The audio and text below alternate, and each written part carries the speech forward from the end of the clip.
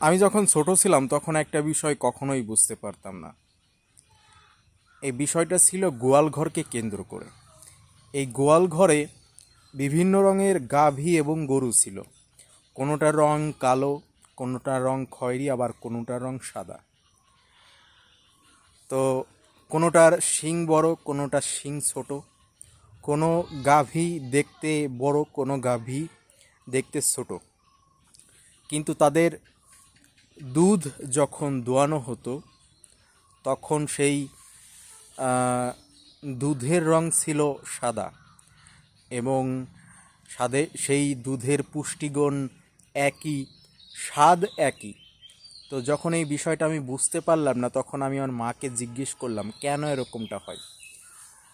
মা বললেন, গাভীর আকার আকৃতি আলাদা হলেও তাদের বৈশিষ্ট্য এক।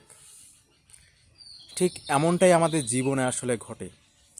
আমাদের জীবনের মানুষের জাত, ধর্ম, ভাষা এগুলো আলাদা হতে পারে, কিন্তু প্রত্যেকটা মানুষের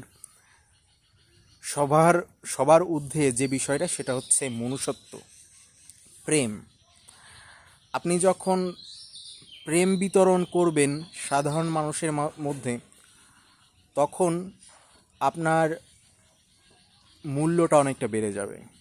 আপনি যখন কোনো কাজ মানবিকতার সাহায্যে করবেন, তখন আপনার মূল্যটা অনেকটা বেড়ে যাবে।